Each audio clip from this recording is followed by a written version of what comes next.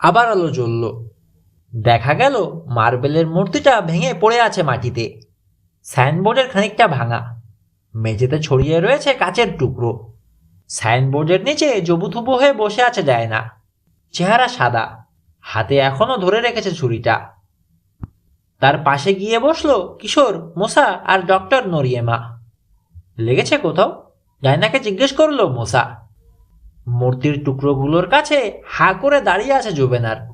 গেল তো 2300 বছরের পুরনো। গলা ধরে এলো তার। মূর্তির শোকে চোখের কোণে পানি চিকচিক করছে।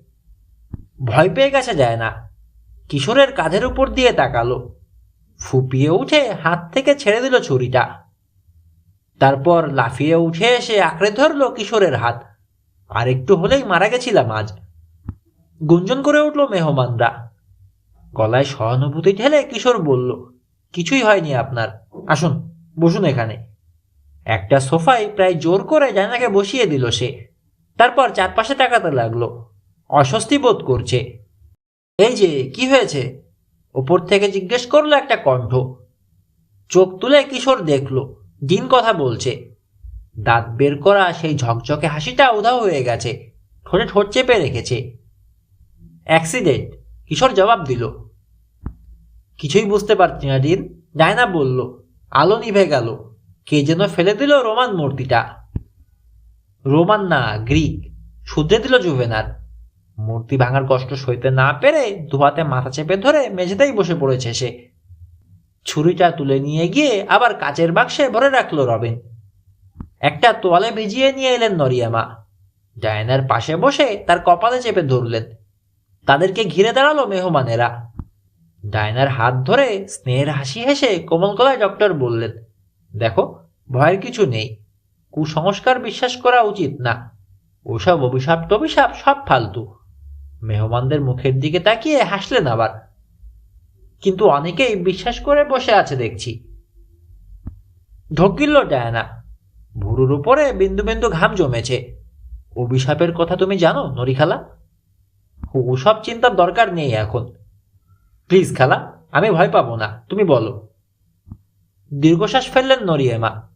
বেশ, শুনতেই যখন চাচ্ছ, শোনো। সোফায় হেলান দিলেন তিনি। চুপচাপ করে ভাবছেন, যেন কোথা থেকে শুরু করবেন। মেহমানেরা আরো কাছে ঘেঁষে এলো। কুসংস্কার বিশ্বাস করলে এই গল্প শুনে ভয়ই পাবে মানুষ। বলতে শুরু করলেন ডক্টর। 1600 শতকে ইটালির অত্যন্ত ধনী আর ক্ষমতাশালী পরিবার ছিল বর্জিয়ারা। তাদের কয়েকজন তো ছিল ভয়াবহ, প্রায় উন্মাদ। আস্তে মাথা নাড়লেন তিনি। ইতিহাস অবশ্য স্বীকার করে না সেসব কথা। তবে লোকের মুখ তো আর বন্ধ থাকে না।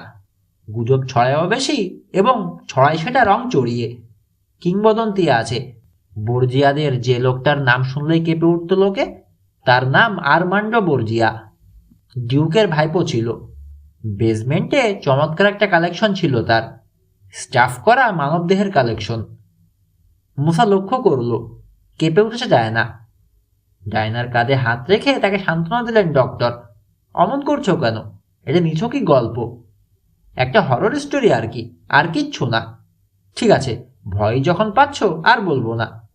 না না, বলো, আমি আর ভয় পাবো না। ডায়নার চেহারার ভয় ভয় ভাব চোখ আড়ালো না মোসার। বুঝতে পারলো গল্পটা চলতে থাকলে আতঙ্কিত হয়ে পড়বে মেয়েটা। ব্যাপারটা নরিয়েমাও লক্ষ্য করলেন। বললেন, অনেক সময় ভয়ের গল্প পুরোটা শুনে ফেললে ভয় কেটে যায়, বলেই ফেলি। হ্যাঁ, বলো তুমি, ডায়না বলল। আমি ভয় পাবো না। আবার গল্প বলতে লাগলেন ডক্টর। বলা হয় আরমান্ডো বর্জিয়া ছিল ইটালির সবচেয়ে নিষ্ঠুর জমিদার। এমনভাবে করের বোঝা চাপিয়ে দিত গরিব প্রজাদের উপর, সেটা শোধ করতেই হিমশিম খেয়ে যেত তারা। কোনোদিনই পুরোপুরি শোধ করতে পারতো না। বিয়ে করেছিল অনেকগুলো। যতক্ষণ ভালো লাগতো রাখতো, অপছন্দ হলেই ঘাড় ধরে বের করে দিত রাস্তায়। এমনকি তখনকার বিখ্যাত সুন্দরী ম্যারিজল আলেগ্রার বরাতেও এই জুটেছিল। ছুরিটার কথা বলো খালা, এসব শুনতে ভালো লাগে না। হ্যাঁ, বলছি। নিজের প্রাসাদ আর বাগানের বাইরে খুব কমই বেরোতো আরমান্ডো। একদিন বেরিয়ে ভীষণ চমকে গেল। রাস্তায় শুধু ভিখিরি আর ভিখিরি। একসময় ভালোই ছিল লোকগুলো, জমি জমা ছিল। ওদেরকে পথ নামাতে বাধ্য করেছে আরমান্ডোই। এই কথা জানা ছিল না তার। জানার চেষ্টাও অবশ্য করলো না সে। তার কাছে মনে হলো ওগুলো শুধুই জঞ্জাল, মানব জঞ্জাল। মেরে ফেললো? ভয়ে ভয়ে জিজ্ঞেস করলো ডায়না। সব কজনকে, এক এক করে। ওদেরকে প্রাসাদে দাওয়াত দিল সে, গোসল করতে দিল, পেট ভরে খাওয়ালো। কৃতজ্ঞতায় আনন্দে চোখে পানি এসে গেল ওদের। তারপর ওদেরকে মদের ভাড়ার দেখার দাওয়াত দিল আরমান্ডো। দেখতে নামলো ওরা, কিন্তু একজনও উঠতে পারলো না আর। শোনা যায় প্রত্যেকটা মানুষকে আরমান্ডো খুন করেছে একটা রত্নখচিত ছোরা দিয়ে। হৃৎপিণ্ডে ঢুকিয়েছে ছুরি। লাশগুলো ফেলে রেখেছে মাটির নিচের ঘরে। 7 দিন পর একটা মাত্র কবরে দাফন করা হয়েছিল ওগুলো। চোখের কোণ দিয়ে কিশোর দেখলো ঝড়ের গতিতে হলুদ প্যাডে লিখে যাচ্ছে সোসাইটি কলামিস্ট। বাইরের কেউ কিচ্ছু জানলো না, বলে গেলেন ডক্টর নরিয়েমা। তবে সবাই একদিন দেখলো রাস্তা ভিখিরি মুক্ত হয়ে গেছে, একজনও নেই। হঠাৎ খাদে নেমে গেল ডক্টরের কণ্ঠ। শ্রোতারা ভালো মতো শোনার জন্যে আরো কাছে সরে এলো। এক রাতে তন্দ্রা লেগেছে আরমান্ডোর। তার দরজা খুলে গেল। সে ভাবল চাকর। ঘুমের ঘোরে গাল দিয়ে পাশ ফিরল সে, কিন্তু চাকর নয়, মাটির নিচের ঘরে নিয়ে যাওয়া এক ভিখিরি। ছুরিটা তার হৃৎপিণ্ডে লাগেনি, ফলে মরেনি সে। একে জখম, তার উপর না খেয়ে খেয়ে কাহিল হয়ে পড়েছে। তবুও শরীরের শেষ শক্তিটুকু দিয়ে কোনো মতে উঠে এসেছে ভাড়ার থেকে। রক্তমাখা ছুরিটা ফেলে এসেছিল আরমান্ডো, সেটা তুলে নিয়ে এসেছে ভিখিরি। কিন্তু আরমান্ডোর বেডরুম চিনল কি করে খালা? ডাইনার প্রশ্ন। প্রাসাদটা নিশ্চয়ই অনেক বড় ছিল, আর অনেক ঘর ছিল।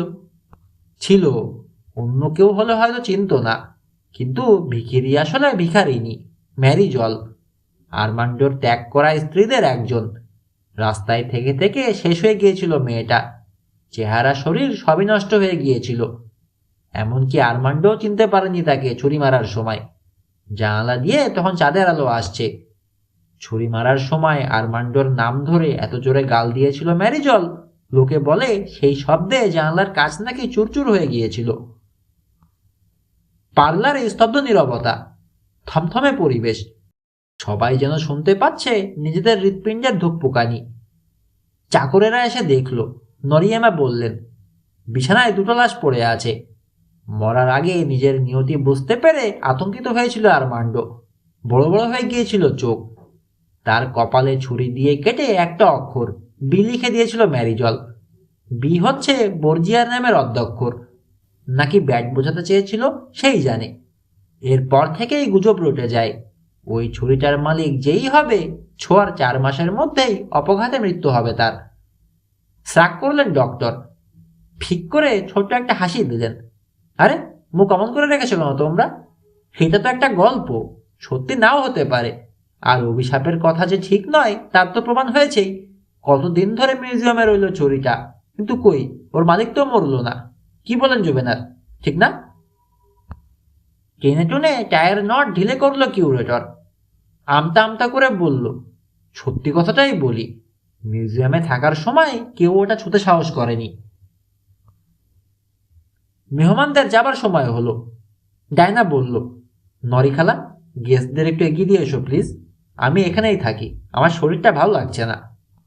নিশ্চয়ই, ডক্টর নরিয়ামা বললেন। এত ভয় কেন তোমার? হ্যাঁ, কিচ্ছু হবে না, দেখো, সব ফালতু কথা। আমরা আরো কিছুক্ষণ থাকি, অনুরোধের সুরে বলল কিশোর। সাজু টাজু হয়তো লাগতে পারে। আর চোখে 2 সহকারীর দিকে তাকিয়ে বোঝার চেষ্টা করলো ওদের মনোভাবটা কি। মুখ দেখেই বুঝলো সম্মতি আছে। ডায়নাও আপত্তি করলো না। মেহমানদের মধ্যে প্রথম যে মানুষটা বেরিয়ে গেল সে হচ্ছে কিউরেটর জুবেনার।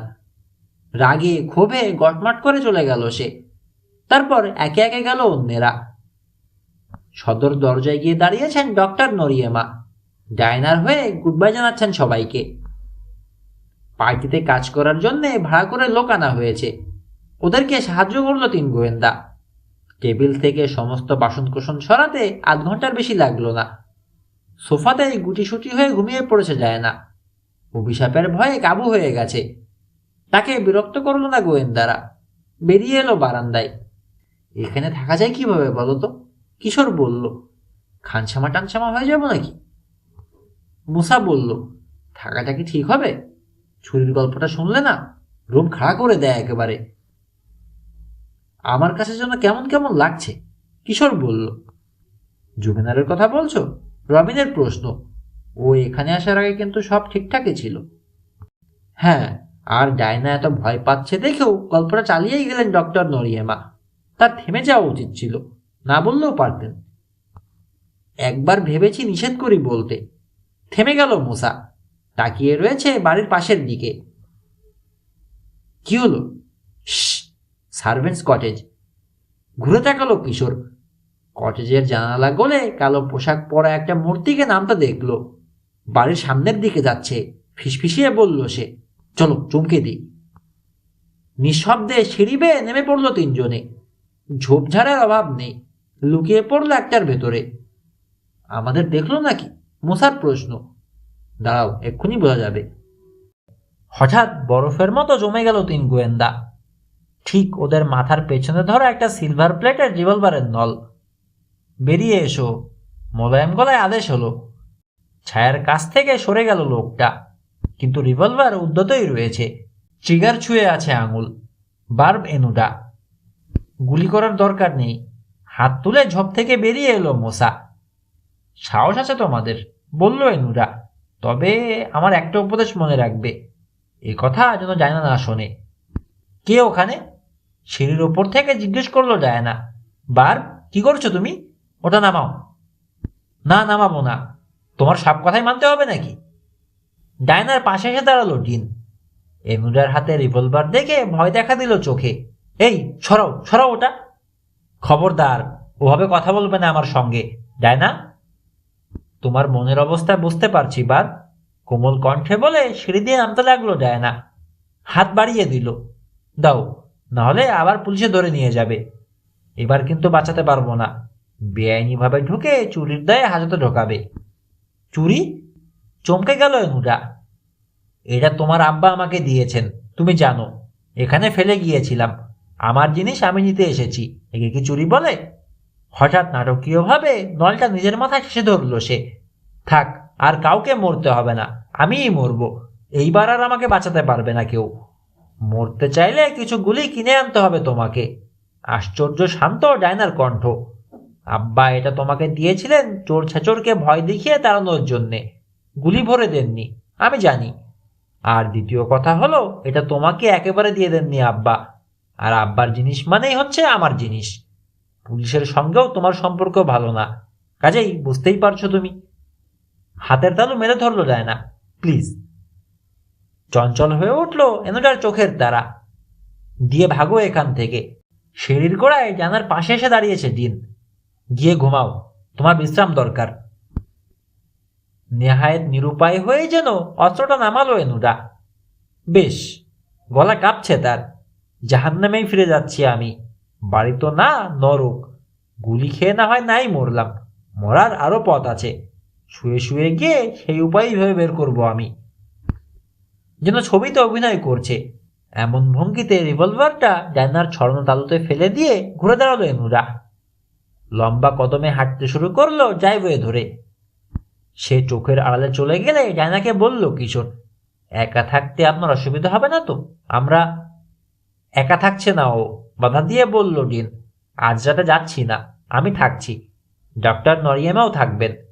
কালকে যাতে সারাদিন ক্লাবে গিয়ে মন ভালো করতে পারা যায় না, সেই ব্যবস্থাও করব। ওর কোনো অসুবিধা হবে না। বেশ, বলে দুই সহকারীর দিকে ফিরল কিশোর। এসো যাই। Good night Diana. দাওয়াতের জন্য অনেক ধন্যবাদ। এসেছো তোমরা, খুব খুশি হয়েছি। সময় পেলে আবার এসো, যে কোনো সময়। পিক আপে এসে উঠল ওরা। কিশোর বলল, যে কোনো সময় এসো, এই কথাটা কি সত্যি সত্যি বলল, নাকি কথার কথা? কিছু একটা ভাবছো তুমি, রবিন বলল। কি সেটা, বলে ফেলো তো। চিন্তিত ভঙ্গিতে মাথা তোলালো কিশোর। বড় ধরনের কোনো একটা গোলমাল ঘটছে এখানে। গোলমালটা কি ঠিক বুঝতে পারছি না। চলতে শুরু করেছে গাড়ি। মুসা চালাচ্ছে। সামনের পথের দিকে তাকিয়ে থেকে বলল, ঠিকই বলেছ, এনুটাকেই বেশি সন্দেহ হচ্ছে। তার পাগলামিটা অভিনয়ও হতে পারে। হ্যাঁ, ফিউজ বক্সটা কোথায় আছে তা জানার কথা। আলু নেভাতে অসুবিধা হবে না তার। আর রিভলভার নিতে এসেছে রাতের বেলা চুরি করে, এটাও খোলা যুক্তি মনে হয়েছে আমার। তবে সে একলা পারেনি, দুজনের দরকার। সে যদি আলো নিভিয়ে থাকে, মূর্তিটা ফেলেছে আরেকজনকে বোধহয় আন্দাজ করতে পারছি। জুভেনার, বলে উঠল রবিন। পথে আর কোনো কথাবার্তা হলো না। মুসা নীরবে গাড়ি চালালো, আর চুপচাপ বসে বসে ভাবল কিশোর। রবিন পেছনের সিটে বসে এক টুকরো ঘুম দিয়ে নিল। কিশোর ভাবল, শুধু ডায়নাকে ভয় দেখানোর জন্যেই ওরকম একটা দুর্লভ মূর্তি ভেঙে ফেললো জুবেনারের মতো অ্যান্টিক পাগল একজন মানুষ। আর যদি এনুজার কাজই হয়ে থাকে, কাজ ছেড়েই পালালো না কেন সে? দেখা দেওয়ার জন্য বসে থাকলো কেন? অনেক প্রশ্ন জাগলো তার মনে, জবাব মিলল না কোনোটারই। ভাবছে মুসাও। দুজনের ভাবনার মধ্যে একটা ব্যাপারে মিল রয়েছে, সেটা হলো বর্জিয়া ড্যাগারের অভিশপ্ততার কাহিনী কি শুধুই গল্প, না কিছুটা সত্য রয়েছে এর মধ্যে? কিশোর, ওই ডক্টর মহিলাকেও কিন্তু খুব একটা সুবিধার লাগেনি আমার। এত কথা বলতে গেল কেন? রবিন বলল কিশোরকে। ফ্রিজ থেকে খাবার বের করছে কিশোর, স্যান্ডউইচ, ফলের রস। কথা হচ্ছে কিশোরদের বাড়িতে। পরদিন সকালে খাবার বের করে নিয়ে রান্নাঘরের টেবিলে এসে বসলো কিশোর। রবিনের প্রশ্নের জবাব দিতে যাবে, এই সময় ঘরে ঢুকলো মুসা। শুরু করে দিয়েছো দেখি তোমরা, দেরি করে ফেললাম না তো? খাওয়ার আগে না পরে? ঠিক সময়ে এসেছো, এসো বসে পড়ো, কিশোর বলল।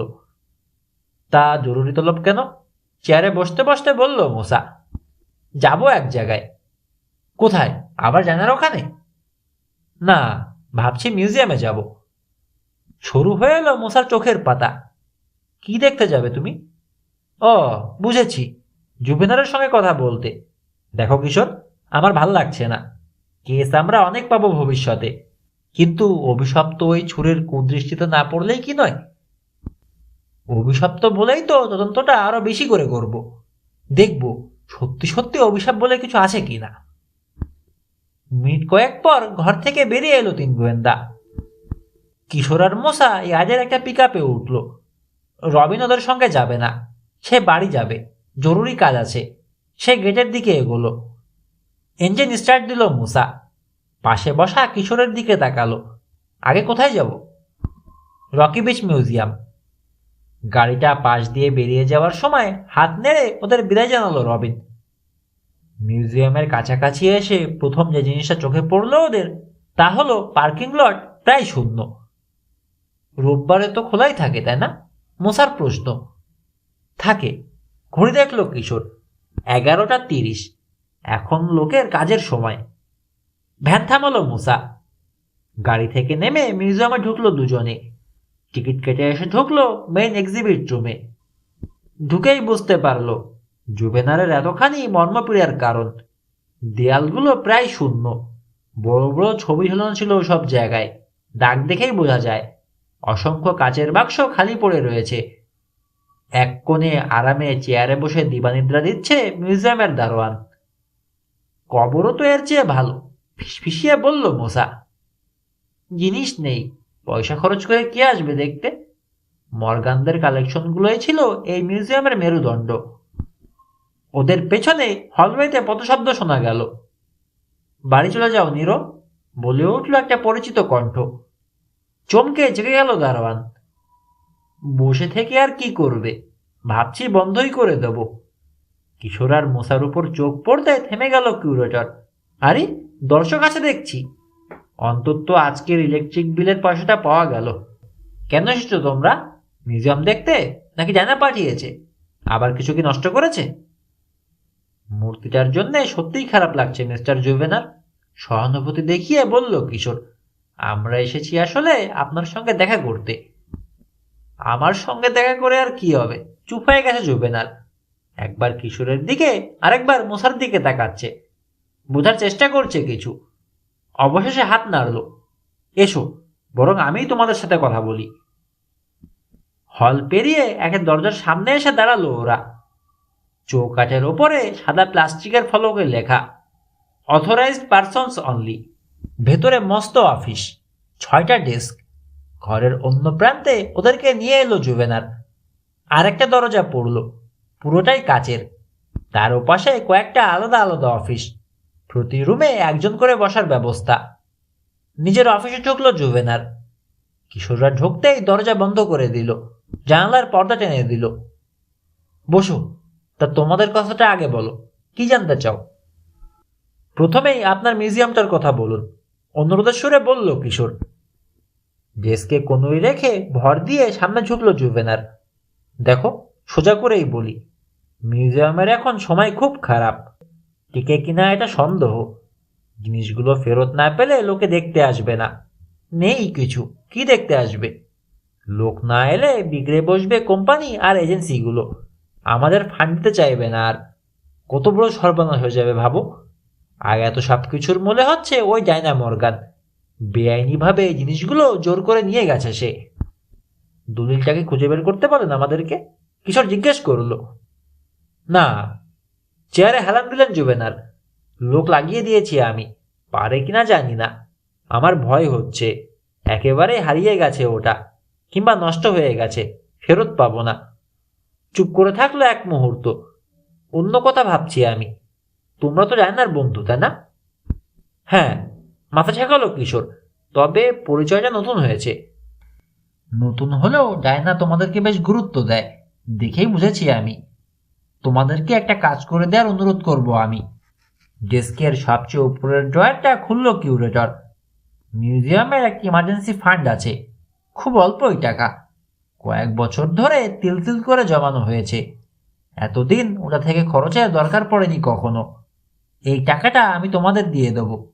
বিনিময়ে তোমরা জানাকে বোঝাবে কালেকশনগুলো আবার মিউজিয়ামকে ফেরত দিতে। কি করে বোঝাবে আমি জানি না, কিন্তু বোঝাবে। ড্রয়ার থেকে একটা খাম বের করলো সে, বেশ পুরু। মুখ খুলে উপর করলো ডেস্কের উপর। ঝরে পড়লো অনেকগুলো কড়কড়ে $100 নোট। $10,000 আছে এখানে। আমার কাজটা করে দাও, এই সব কিছু তোমাদের হবে। দীর্ঘ একটা মুহূর্ত নোটগুলোর দিকে তাকিয়ে রইল দুই গোয়েন্দা। তারপর কথা বলল কিশোর। $10,000 বিনিময়ে আপনি বলছেন ডায়নার সঙ্গে কথা বলবো আমরা? দরকার হলে তার বাড়িতে থাকবো, একসঙ্গে বসে খাবার খাবো, তাকে বোঝাবো কালেকশনগুলো ফেরত দিতে। হ্যাঁ, হাসলো জুভেনার। তার মানে আমাদের ঘুষ দিচ্ছেন? ঘুষ ভাবছো কেন? বরং ভাবো না তোমরা একটা কাজ করে দিয়ে টাকাটা কামিয়ে নিচ্ছ। চেয়ারে হেলান দিল দুজনেই। কিশোরের দিকে তাকালো মোসা। কি বুঝলে? যা বোঝার বুঝলাম, কিশোর বলল। অস্বস্তিতে পড়ে গেল জুভেনার। ওদের কথাবার্তার মানে বুঝতে পারছে না। দেখো, $10,000 অনেক টাকা, অনেক কিছু কিনতে পারবে তোমরা। এই বয়সে কত কিছুই তো কিনতে ইচ্ছে করে। দুজনের মুখের দিকে তাকালো একবার করে। তোমাদের বয়সে আমি হলে এক লাফে রাজি হয়ে যেতাম, কিন্তু আমরা ওরকম লাফাতে রাজি নই, জবাব দিয়ে দিল কিশোর। বুঝেছি, আরো বেশি চাও। রেগে গেল জুভেনার। থাবা মারলো ডেস্কে। এত লোভ! ওই মেয়েটার মতো চামার, সবগুলোই এক। কি ভেবেছ এটাকে ব্যাংক? আপনি ভুল করছেন। আর চুপ থাকতে পারলো না মোসা। 10,000 অনেক টাকা, কিন্তু ঘুষ দিয়ে কিনতে পারবেন না আমাদের। মানুষের জন্য কাজ করি আমরা, তবে অন্য কোনো ভাবে। কোন ভাবে শুনি? আর যেভাবেই হোক, বেআইনি ভাবে নয়। কোনটাকে বেআইনি বলছো? মুসার দিকে আঙুল তুলে বাতাসে খোঁচা মারলো জুভেনার। ডায়না যে কাজটা করলো সেটা বেআইনি নয়। আপনার মানসিক অবস্থা বুঝতে পারছি আমরা মিস্টার জুভেনার, কিশোর বলল। বুঝি ওই কালেকশনগুলোর কোনো দরকার নেই ডায়নার, কিন্তু মিউজিয়ামের আছে। আমি সত্যিই চাই দলিলটা আপনি পেয়ে যান, আর যদি না পান আদালতে গিয়ে নালিশ করুন। স্প্রিংয়ের মতো লাফিয়ে উঠল জুভেনার। বেরো, দরজা দেখালো সে। ভাগো, আর যেন তোমাদের এখানে না দেখি। আমাকে উপদেশ দিতে আসো না। মাসের পর মাস ধরে শুধু আদালতে যেতে থাকি আর আসতে থাকি আমি, তাই না? আর ওদিকে সব ভেঙে চুরে জিনিসপত্রগুলো সর্বনাশ করে দিক মাথা মোটা মেয়েটা। পাগল না? বেরিয়ে এলো দুই গোয়েন্দা। পেছনে এত জোরে দরজা বন্ধ করলো জুভেনার, শব্দ শুনে মনে হলো বন্দুকের গুলি ফাটলো। এসে তো কোনো লাভ হলো না, তাই না? মিউজিয়াম থেকে বেরিয়ে বলল মোসা। এক সারি নিউজ পেপার ভেন্ডিং মেশিনের পাশ দিয়ে চলেছে। ঘুষ দিতে চায় আমাদেরকে। মরিয়া হয়ে গেছে লোকটা। কয়েকটা খুচরো পয়সা মেশিনে ঢুকিয়ে দিয়ে একটা রকি বিচ টাইমসের কপি বের করে নিল কিশোর। লোকটা ছ্যাঁচড়া, কিন্তু খুন পর্যন্ত কি এগোবে? এত প্রিয় যেসব জিনিস, তারই একটা ভেঙে ফেলবে খুন করার জন্যে? ভাঙা মূর্তিটাকে দেখে তার মুখের কি অবস্থা হয়েছিল লক্ষ্য করেছ? সেটা অভিনয়ও হতে পারে, নিজেকে সন্দেহমুক্ত রাখার জন্য করে থাকতে পারে কাজটা। ডায়নাকে আতঙ্কিত করে দিয়ে জিনিসগুলো ফেরত নেওয়ার চেষ্টা হতে পারে। আর মূর্তি যদি গায়ে পড়ে যায় না, মরেই যেত, কাজটা তখন আরো সহজে হয়ে যেত। অনেকটা আপনা থেকেই জিনিসগুলো আবার ফিরে যেত মিউজিয়ামে। ঠিক, চলো বাড়ি যাই। কম্পিউটারের ক্রাইম ডাটাবেস দেখি জুবেনারের কথা কি বলে। চমকপ্রদ কোনো তথ্য বেরিয়েও যেতে পারে। পিক আপে উঠলো দুজনে। পার্কিং লট থেকে গাড়ি বের করে আনলো মোসা। সিটে হেলান দিয়ে খবরের কাগজটা খুলল কিশোর। হেডলাইনের দিকে তাকিয়েই উজ্জ্বল হয়ে উঠল চোখ। এই শোনো শোনো শোনো, কি লিখেছে জানো? অভিশাপ না কাকতালীয় ঘটনা? অভিশপ্ত বর্জিয়া ড্যাগার ছুঁয়ে অল্পের জন্য বেঁচে গেছেন মর্গানদের উত্তরাধিকারী। রসালো গল্প লিখেছে মনে হয়, পড়ো তো শুনি। গতরাতে ক্লিফসাইড হাইটসের মর্গান ম্যানশনে এক সাংঘাতিক রোমহর্ষক ঘটনা ঘটেছে। আকাশে ভরা চাঁদ, ঘরের ভেতরে জ্যোৎস্না এসে পড়েছে। যারা উপস্থিত ছিল ওখানে তখন কেউ ভুলতে পারবে না। বাহ, গরুও পেয়েছে, টিটকারি ছুড়ে বলল মোসা। দুধও ভালোই দুইয়েছে। হ্যাঁ, ইনিয়ে বিনিয়ে অনেক কথা লিখেছে। এরপর শেষটুকু পড়ি দাঁড়াও। কিছু মেহমান তখন বেরিয়ে গেছে। ভীষণ ভয় পেয়েছে ওরা। ওদের দৃঢ় বিশ্বাস জন্মে গেছে অভিশাপের কবল থেকে মুক্তি নেই মিস ডায়না মর্গানের। মিস মর্গানকেও বলতে শোনা গেছে, বাকি জীবনটা কি আমি এই অভিশাপ নিয়েই কাটাবো। টাইমসকে কথা দিয়েছেন মিস মর্গান, আজ ক্লিফসাইড কান্ট্রি ক্লাবে একটা সাক্ষাৎকার দেবেন। উচিত হবে না, আবার বাধা দিল মোসা। পত্রিকাওয়ালাদের কাছ থেকে দূরে থাকা উচিত ওর, সে কথা বোঝাতে হবে। রিপোর্টাররা সারাক্ষণ লেগে থাকলে তদন্ত করতে অসুবিধা হবে আমাদের। হ্যাঁ, বর্জিয়া জাগারেরও বিজ্ঞাপন হয়ে যাচ্ছে খুব বেশি। কে কখন আবার কোত্থেকে এর মালিকানা দাবি করতে চলে আসে কে জানে, ঝামেলা পাকাবে। নাও আসতে পারে, অভিশাপের ভয় আছে তো। বাড়ি পৌঁছেই সোজা নিজেদের হেডকোয়ার্টারে ঢুকে গেল দুই গোয়েন্দা। কম্পিউটার নিয়ে বসলো কিশোর, পাশে বসলো মোসা। জুবেনারের বিরুদ্ধে কিছুই বলল না কম্পিউটারের ডাটাবেজ। মুসা বলল, বারবেনুডার কথা কি বলে দেখো তো।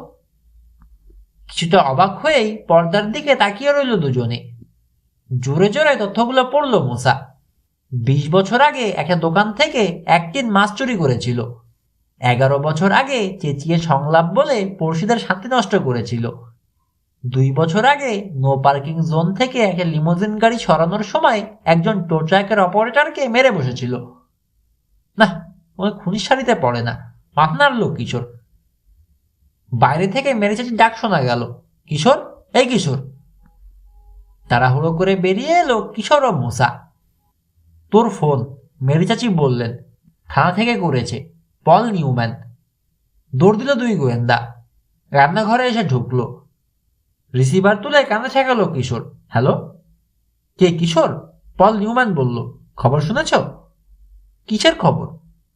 ক্লিফসাইড কান্ট্রি ক্লাবে একটা অ্যাক্সিডেন্ট হয়েছে। ডায়না মর্গান না তো? উদ্বিগ্ন হয়ে জিজ্ঞেস করলো কিশোর। হ্যাঁ, গুলি করা হয়েছে। ভাবলাম খবরটা তোমাকে জানানো দরকার। ঝড়ের গতিতে ঘর থেকে বেরিয়ে এলো দুজনে। পিক আপে উঠল, ছুটল পূব মুখ। রাস্তায় সাইনবোর্ড রয়েছে, এন্টারিং ক্লিফসাইড হাইটস। তারপর থেকে নাটকীয়ভাবে বদলে গেছে এলাকার চেহারা। শহরতলির ছিমছাম সুন্দর বাড়িগুলোর পরেই শুরু হয়েছে ঘন বন। রাস্তায় তীক্ষ্ণ মোড় রয়েছে, ফলে সাবধানে গাড়ি চালাতে হচ্ছে মুসাকে। তবে কিছুতেই গতি কমালো না সে। বিরক্ত কণ্ঠে বলল, আলসেদের জন্য তৈরি করা হয়েছে এই রোড, এভাবে চালানো যায়? আরো খানিক দূর এগিয়ে আরেকটা সাইনবোর্ড দেখা গেল, তাতে ইংরেজি বড় হাতের অক্ষরে লেখা সি সি সি। তীর চিহ্নকে দেখিয়ে দেওয়া হয়েছে কোন দিকে যেতে হবে। বায়ের খোয়া বেছানো পথটায় গাড়ি নামালো মুসা। কায়দা জায়দা তো বেশ ভালোই করেছে। করবে না? কিশোর বলল, এত দামি ক্লাব। রাস্তার মাথায় বন কেটে সাফ করা হয়েছে, ঘোরানো একটা ড্রাইভওয়ে। হাসি খুশি বাদামি ইউনিফর্ম পরা একজন লোক ওদের পথ আটকালো। ঘ্যাচ করে ব্রেক কষল মুসা। জানালার পাশে এসে দাঁড়ালো লোকটা। কার কাছে? ডায়না মর্গান বলেই ব্রেক ছেড়ে দিল মুসা। লাফিয়ে সরে গেল গার্ড। ক্লাব হাউসের সামনে এসে আবার জোরে ব্রেক কষল মুসা। পাথরের তৈরি তিনতলা একটা বাড়ি, চারপাশে সুন্দর ফুলের বাগান। দুদিকের দরজা খুলে লাফ দিয়ে নামলো দুজনে। পেছনে শুনতে পেল গার্ডের চিৎকার, এই শুনুন, শুনে যান। কিন্তু কে শোনে কার কথা? সামনে কথা শোনা যাচ্ছে। বাড়ির পাশ ঘুরে সামনে চলে এলো দুজনে। বেশ বড় ছড়ানো একটা চত্বর, ঘাসে ঢাকা, চারপাশ থেকে ঘিরে রেখেছে বন। চত্বর না বলে মাঠই বলা যায় ওটাকে। মাঠের মাঝখানে অনেক মানুষ, কয়েকজন পুলিশ অফিসারও আছে। ওদের কাছ থেকে দূরে একটা অস্থির ঘোড়াকে শান্ত করার চেষ্টা করছে জিন্স পরা একজন লোক। আর ভিড়ের মাঝে সেই রিপোর্টারকে দেখা গেল, সোসাইটি কলামিস্ট। ঘুরে ঘুরে লোকের কাছ থেকে তথ্য জোগাড় করছে। বারবার এক্সকিউজ মি বলতে বলতে লোকজনকে প্রায় ঠেলে সরিয়ে ভিড়ের মাঝখানে এসে ঢুকলো কিশোর আর মুসা। ডায়নাকে শুয়ে থাকতে দেখলো ঘাসের ওপর, ফোপাচ্ছে। পাশে বসে আছেন ডক্টর নরিয়েমা। ভেজে একটা কাপড় দিয়ে তার কপালের রক্ত মুছে দিচ্ছে ডিন। কেমন আছে ও? জিজ্ঞেস করলো মুসা। মাথা তুলল না ডিন, কথাও বলল না। তবে ডক্টর হাসলেন। ও, তোমরাও যে মেম্বার জানতাম না। ঘোড়া থেকে পড়ে গেছে যায় না, ভাগ্য ভালো তেমন ব্যথা পায়নি, পেতে পারত। থমথমে হয়ে আসে ডিনের মুখ, মরেও যেতে পারত। খুন করার চেষ্টা করেছে কেউ। কি হয়েছে বলতে পারবো না, কাপা গলায় বলল ডায়না। ভীষণ ভয় পেয়েছে। সাক্ষাৎকার দেওয়ার পর থেকেই খারাপ লাগছিল। ভাবলাম ঘোড়ায় চড়ে খানিকক্ষণ ঘুরলে ঠিক হয়ে যাবে। ঘুরছি, এই সময় শুনলাম গুলির শব্দ। লেগেছে? কিশোর জিজ্ঞেস করলো। না, ঘোড়াটা লাফিয়ে উঠল, পড়ে গেলাম। কে করেছে দেখেছেন? মুসার প্রশ্ন। না, পুলিশকে বললাম। দূরে চিৎকার করে উঠল কেউ। ঝট করে বনের দিকে ঘুরে গেল সব কটা চোখ। তিনজন পুলিশ অফিসার, দুজন লোক আর একটা ছেলে বেরিয়ে এসেছে। একজন সিভিলিয়ানের হাতে সিলভার প্লেটেড একটা রিভলভার। দুজন অফিসার জোর করে টেনে আনছে রবিনকে। আরে রবিন! মুসা অবাক কিশোরও হয়েছে, বিশ্বাসই করতে পারছে না। ও কি করে এলো? হাত করা লাগিয়েছেন কেন? চিৎকার করছে রবিন। খুলুন খুলুন বলছি, আমি কি করলাম? অনেক কিছুই করেছো, একজন অফিসার বলল। বেআইনিভাবে ঢুকেছ বনের ভেতর। এটা প্রাইভেট প্রপার্টি। হাতে রিভলভার, গুলি ছোড়া হয়েছে ওটা থেকে। অ্যারেস্ট করার জন্য যথেষ্ট নয় কি? কিশোর মুসাকে দেখে উজ্জ্বল হলো রবিনের চোখ। কিশোর, ওদেরকে বলো তো আমি কে। একজন অফিসার চিনে ফেললো কিশোরকে। বাহ, গন্ধ পেয়ে গেছো? রবিনকে দেখিয়ে জিজ্ঞেস করলো, ছেলেটা তোমাদের দলের নাকি? হ্যাঁ, কিশোর বলল। অফিসার বলল, আমাদেরকে অবশ্য তোমাদের কথা বলেনি, বলেছে একটা জুনিয়র ডিটেকটিভ টিমের মেম্বার। ঝাঁকুনি দিয়ে হাত ছাড়িয়ে নিল রবিন। এই সময় ঘটল আরেক ঘটনা। ভিড় ঠেলে ভেতরে এসে ঢুকলো দুজন গার্ড। ওদের মাঝে সেই লোকটাও রয়েছে যে কিশোরদের ভ্যান থামিয়েছিল। দুজনকে দেখেই চেঁচিয়ে উঠল, হ্যাঁ এই তো এদের কথাই বলেছি। পুলিশ অফিসারকে বলল, না বলে জোর করে ঢুকে পড়েছে, ওদের আটকান। গুঞ্জন করে উঠল লোকেরা। জোরে সবাইকে শুনিয়ে বলল অফিসার রিম্যান, আপনারা অস্থির হবেন না, এরা গোয়েন্দা। এদের একজনকে আমি ভালো করেই চিনি, মিস মর্গানও ভালো আছেন। আশ্বস্ত হয়ে এক এক করে সরে যেতে লাগলো সদস্যরা। ভিড় কমে গেলে কিশোর বলল, থ্যাঙ্কস মিস্টার রিম্যান। রবিনের দিকে ফিরল। তুমি ওখানে কি করছিলে? জিজ্ঞেস করেছি সে কথা, জবাবটা দিল রিম্যান। লুকিয়ে মিস মর্গানের উপর নজর রাখছিল। বলল বনের ভেতর নাকি কুড়িয়ে পেয়েছে রিভলভারটা। আপাতত ছেড়ে দিচ্ছি, তবে শহর থেকে যেতে পারবে না। তোমাকে আমাদের দরকার হতে পারে। রিভলভারটা নিয়ে যাচ্ছি, পরীক্ষা করতে হবে। রবিনের চোখে চোখে তাকালো অফিসার। মিথ্যে কথা বলে থাকলে বিপদে পড়বে বলে দিচ্ছি। নিজেদের গাড়ির দিকে এগুলো পুলিশেরা। ডাইনার দিকে ঝুঁকলো কিশোর। আমাদের পরিচয় তো জানলেন, বুঝতেই পারছেন এখন। আপনাকে সত্যিই সাহায্য করতে চাইছি। ফেউ লেগেছে আপনার পেছনে, খুন করতে চায়। বাধা দিয়ে বলল ডায়না, আমি আগেই আন্দাজ করেছি এ ধরনেরই কোনো কাজ করো তোমরা। আচমকা কিশোরের হাত চেপে ধরল। আমাকে সত্যি সাহায্য করবে? গাল চুলকালো কিশোর। করব, আর সেজন্যে আপনাদের বাড়িতে আমাদের থাকা দরকার।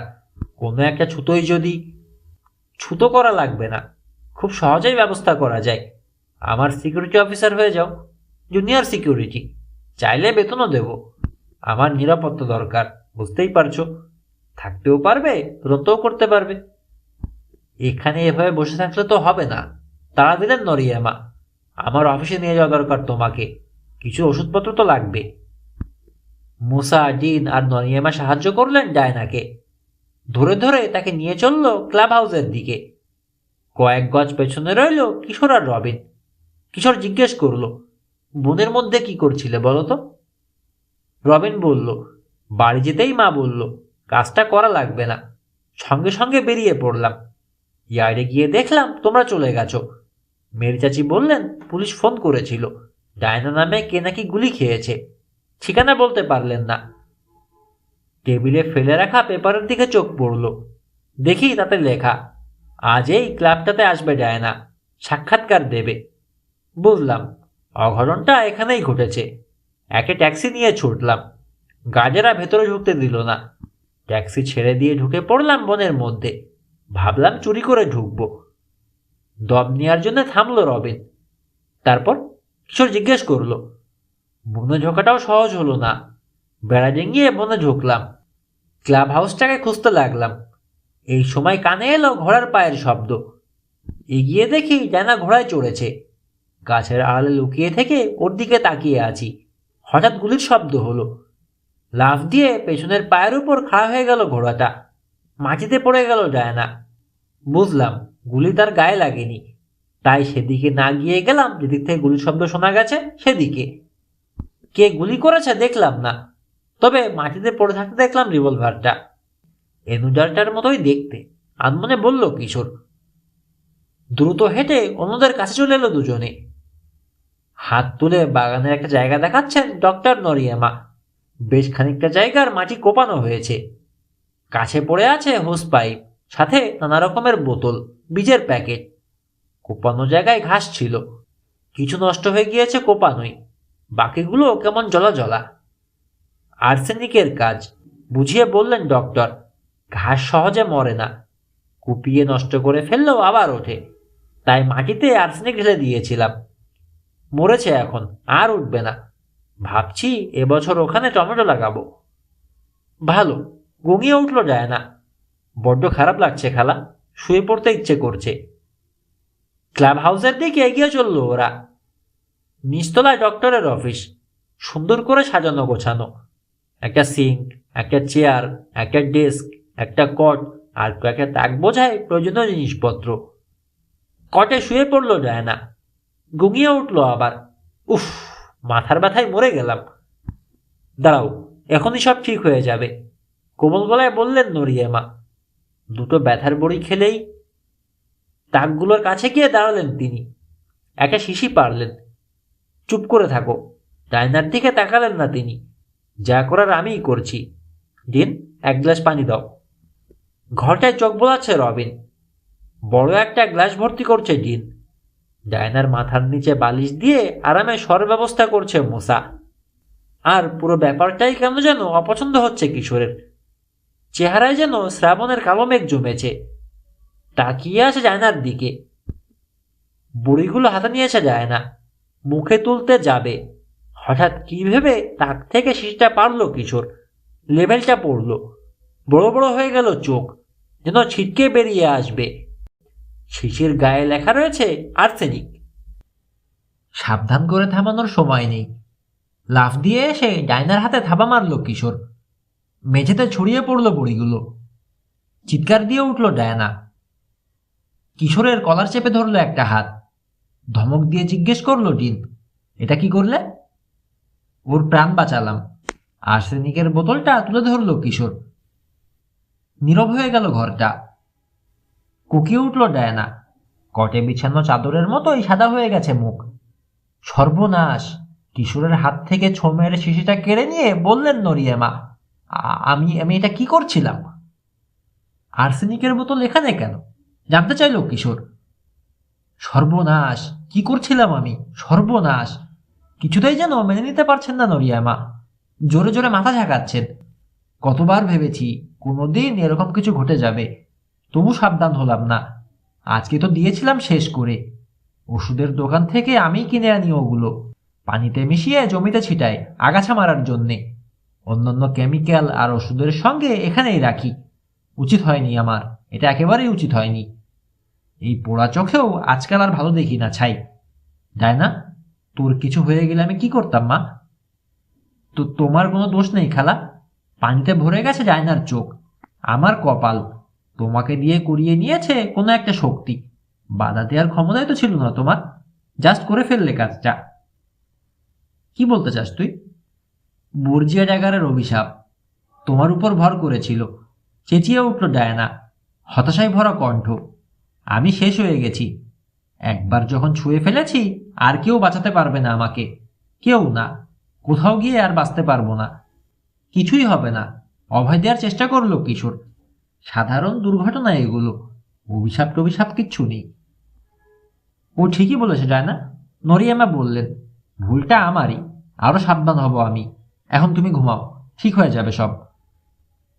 মাথার নিচে বালিশটা ঠিকঠাক করে দিলেন তিনি। ঘুমাও।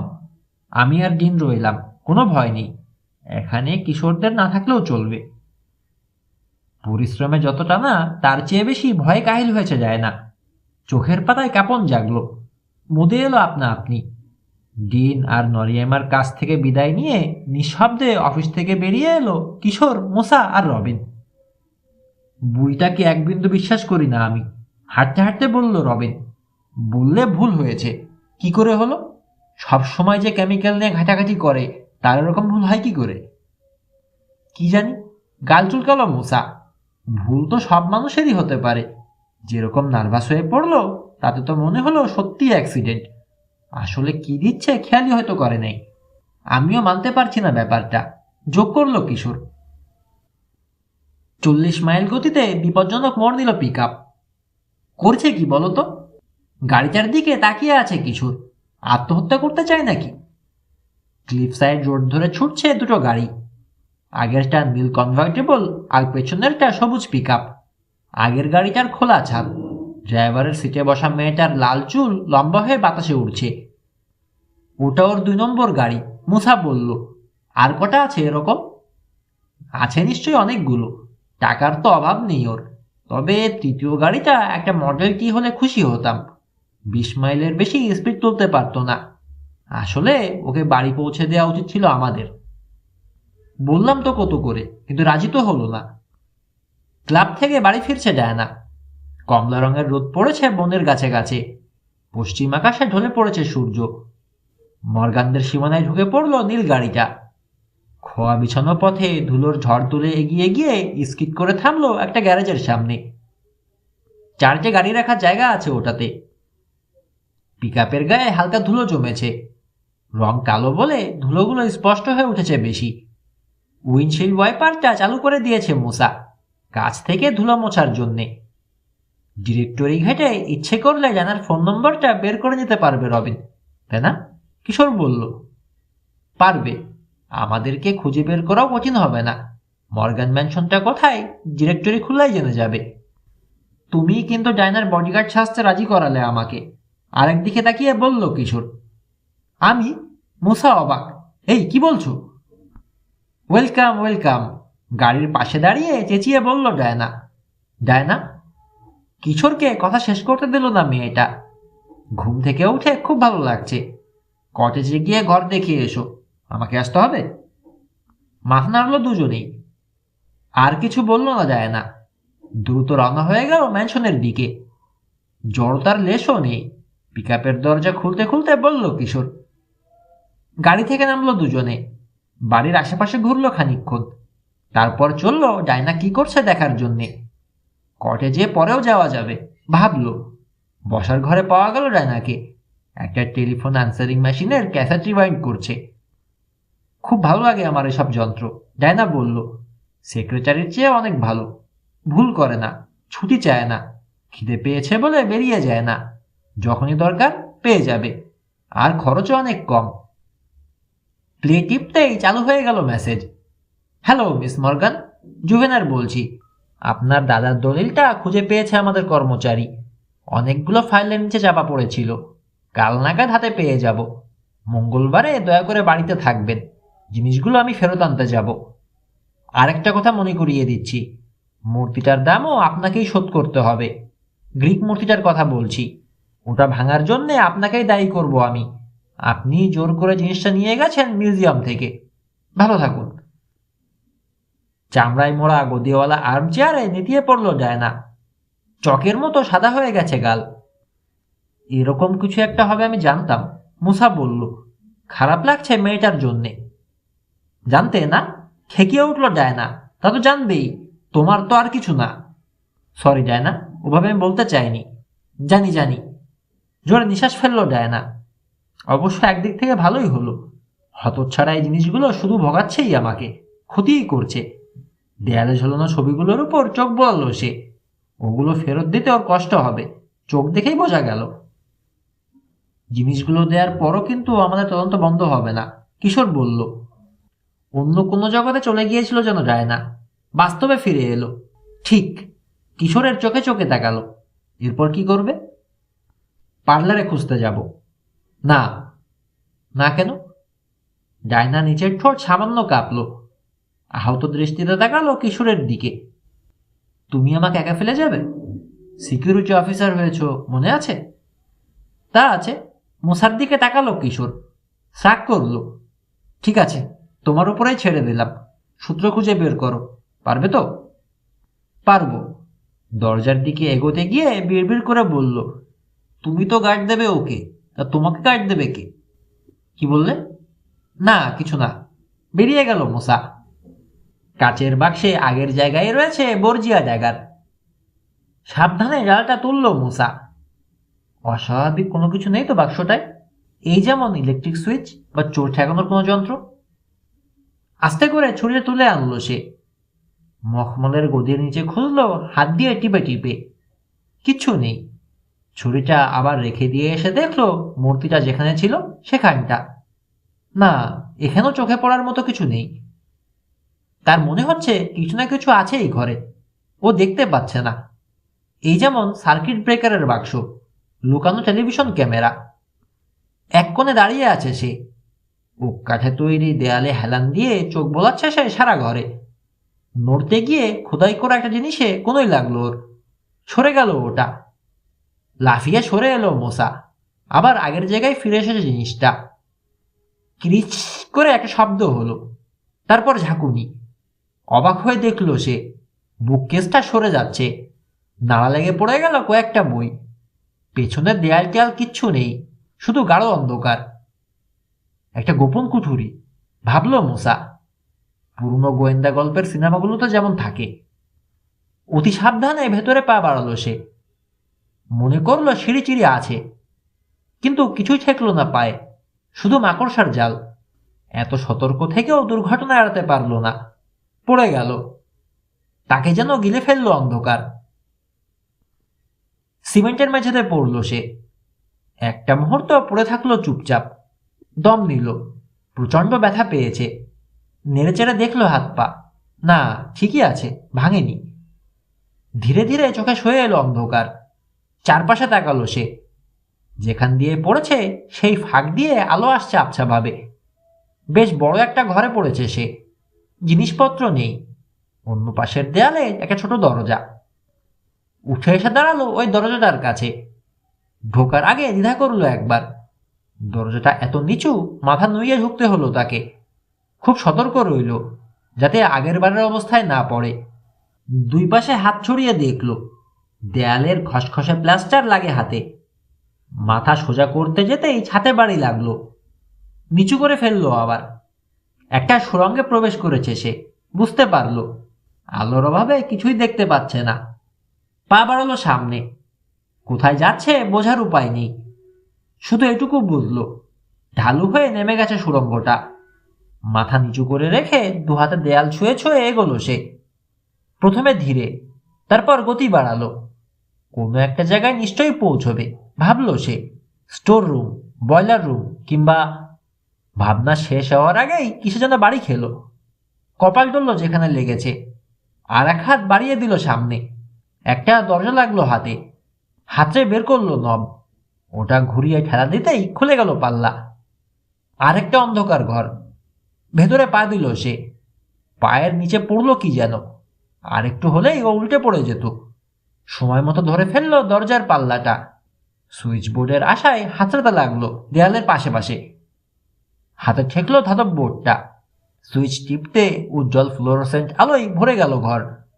এতক্ষণ অন্ধকারে থেকে এই আলো অসহ্য লাগলো চোখে। বন্ধ করে ফেললো, আবার খুলে মিটমিট করলো। ঠিক হয়ে এলো ধীরে ধীরে। নানা রকম জিনিসে বোঝায়, চাক, বাক্স, বাগানে কাজ করার যন্ত্রপাতি, আরো নানা রকম জিনিস।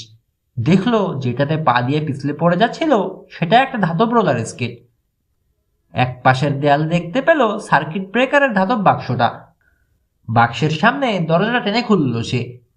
সুইচ আছে মোট 20টা। নিচে লেখা রয়েছে কোনটা কোন ঘরের, রান্নাঘর, বসার ঘর, পার্লার। সুইচগুলোর নিচে একটা বড় মেইন সুইচ। এখান থেকেই ঘটনাটা ঘটানো হয়েছে তাহলে, বিড়বিড় করে বলল সে নিজেকেই। পুরো ম্যানশন অন্ধকার করে দেয়া হয়েছিল সুইচ অফ করে দিয়ে। আরেক পাশের দেয়ালে দুটো কাঠের সিঁড়ি লাগানো, উপরে দুটো দরজা। কোথায় ঢুকেছে সে বুঝতে অসুবিধে হলো না। সুড়ঙ্গ দিয়ে বেসমেন্টে চলে এসেছে, মাটির তলার ঘরে। সার্কিট ব্রেকার বক্সের দরজাটা আবার লাগিয়ে দিয়ে এসে একটা সিঁড়ি বেয়ে উপরে উঠল। ঠেলা দিতেই খুলে গেল একটা দরজা। নাকে এসে লাগলো ফুলের সুবাস। বাল্কহেড ডোর দিয়ে মাথা বের করলো রোদের মধ্যে। পেছনে তাকাতে চোখে পড়লো মর্গানদের প্রাসাদটা। ওর দুপাশেই ফুলের বাগান, সামনে খোয়া বিছানো রাস্তা। চলে গেছে ওটা গেস্ট কোয়ার্টার পর্যন্ত। এক চিলতে হাসি ফুটল মোসার ঠোঁটে। লাফ দিয়ে বেরিয়ে এলো বাইরে। প্রায় দৌড়ে চলল প্রাসাদের দিকে। বসার ঘরের এক জানালার নিচ দিয়ে যাওয়ার সময় কানে এলো ডায়নার কণ্ঠ। একটা কথা বলি শোনো। সিকিউরিটি অফিসার হয়ে মাথা তুলে দেখলো মোসা। কাউচের কিনারে সোজা হয়ে বসে আছে কিশোর, অস্বস্তি বোধ করছে। ওর পেছনে দাঁড়িয়ে ঘাড়ে হাত রাখলো ডায়না। লাফিয়ে উঠে দাঁড়ালো কিশোর, চোখ পড়লো জানালার দিকে। মোসা, ওখানে কি করছো? বিরক্ত করলাম না তো? মুচকি হেসে বলল মোসা। না না না, এসো ভেতরে এসো। ঘরে এসে দরজা দিয়ে ভেতরে ঢুকলো মোসা। ছিলে কোথায় এতক্ষণ? সেই কখন থেকে ভাবছি আসবে আসবে। কোথায় ছিলাম চলো দেখাবো। ডায়নার দিকে তাকালো মোসা। ডায়না, টর্চ আছে? আছে, লাগবে? মাথা ঝাঁকালো মোসা। তাড়াতাড়ি টর্চ আনতে চলে গেল ডায়না। ফিরে এলো বড় একটা টর্চ নিয়ে। এসো আমার সঙ্গে, কিশোরকে বলে পার্লারের দিকে এগোলো মোসা। কিশোর আর ডায়না তার পিছে পিছে চলল। বুক কেসের কাছে ফোকরটা দেখে হা হয়ে গেল ডায়নার মুখ। নিচে একটা ঘর আছে। ফোকর দিয়ে ভেতরে আলো ফেললো মোসা। বেশি নিচে না, লাফ দিলেই নামা যায়। সিঁড়ি থাকলে আর লাফানো দরকার পড়তো না। ফোকরের মুখে দাঁড়িয়ে ঘরের ভেতরটা আলো ফেলে দেখলো সে।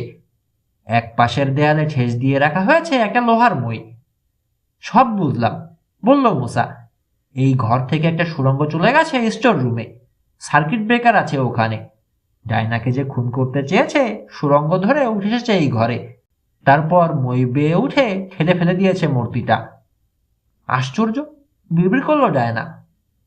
চিন্তিত ভঙ্গিতে মাথা ঝাঁকালো কিশোর। দুজন নয়, একজনেই করেছে কাজটা। হ্যাঁ, মোসাও একমত। আস্ত শয়তান। প্রথমে আলো নিভিয়েছে, তারপর সুড়ঙ্গ দিয়ে দৌড়ে চলে এসেছে এই ঘরে, মই বেয়ে উঠেছে, বুককেসটা সরিয়ে ভেতরে ঢুকে মূর্তিটা ফেলেছে। তারপর আবার বুককেসটা আগের জায়গায় সরিয়ে রেখেছে। নেমে গিয়ে সুইচ অন করে আলো জ্বলে দিয়েছে। তার মানে এমন একজন এই কাজটা করেছে যে এই বাড়ির সমস্ত গলিখুঁচি সুন্দরভাবে চেনে এবং অন্ধকারেও যে কাজ সারতে পারে। কিশোরের কথার পিঠে বলল মোসা। ডায়নার দিকে ফিরল। বুককেসটা যে আসলে দরজা, এটা কি আপনি জানেন? হাত নাড়লো ডায়না। জানলে কি আর বলতাম না? মূর্তিটা পড়ার পর পরই আগে ওটা সরিয়ে দেখতাম। তা ঠিক। এসব ভালো লাগছে না আমার, শিউরে উঠল ডায়না। গোপন দরজা, গোপন সুড়ঙ্গ, না, একেবারে ভূতের বাড়ি মনে হচ্ছে। কালই দেয়াল তুলে ওই ফকর বন্ধ করার ব্যবস্থা করছি, যথেষ্ট হয়েছে। ডায়নার হাত ধরল কিশোর। এত ভয়ের কিছু নেই, যেভাবে আছে থাকুক, সতর্ক করার দরকার নেই। ভুল করে বসতে পারে লোকটা, আর তাতে সূত্র পেয়ে যাব আমরা। ঠিক আছে, তুমি যখন বলছো।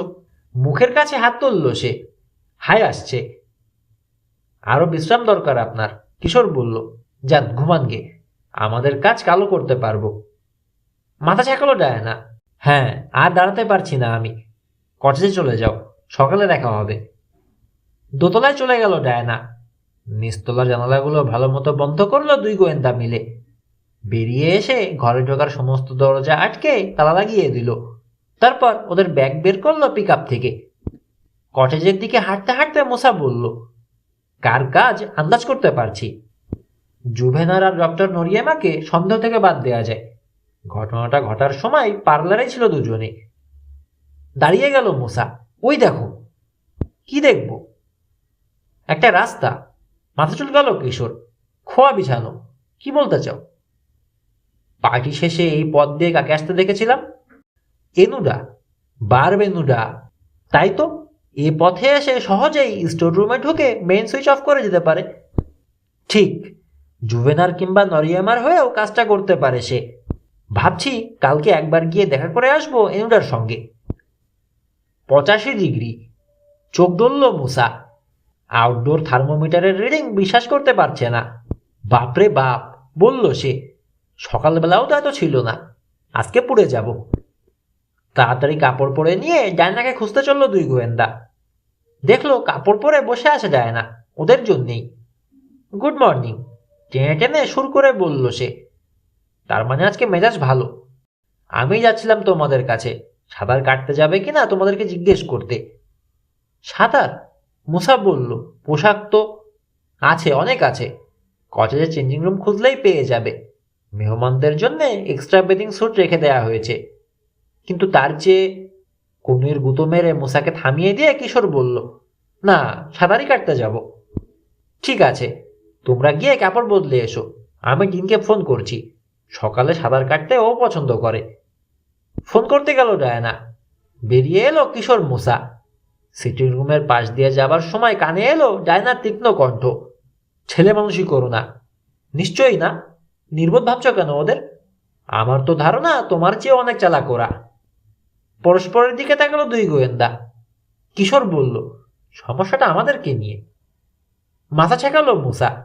ভেবেছিলাম ডিনের সাহায্য পাবো, কিন্তু ও তো আমাদের শত্রু ভাবছে। এসো। দ্রুত বেথিং স্যুট পরে নিল দুজনে। চেঞ্জিং রুম থেকে আগে বেরোলো কিশোর। দৌড়ে চলল সুইমিং পুলের দিকে। ডাইভিং বোর্ডে উঠে ঝাঁপ দেওয়ার জন্য তৈরি হলো। ঠিক ওই সময় পুলের নিচে ইলেকট্রিকের তারটা চোখে পড়লো তার। স্বচ্ছ পানিতে পরিষ্কার দেখা যাচ্ছে। তারের একটা মাথায় লাগানো প্লাগ ঢুকিয়ে দেওয়া হয়েছে একটা আউটডোর সকেটে। শেষ মুহূর্তে নিজেকে সামলে নিল সে। ঝাঁপ দেওয়া থেকে বিরত থাকলো। তার পেছনেই উঠে এসেছে মোসা। পাশ কাটিয়ে প্রায় দৌড়ে এগিয়ে গেল। না, বলে চেঁচিয়ে উঠল কিশোর, কিন্তু দেরি হয়ে গেছে। মাথা নিচু করে ডাইভ দিল মুসা।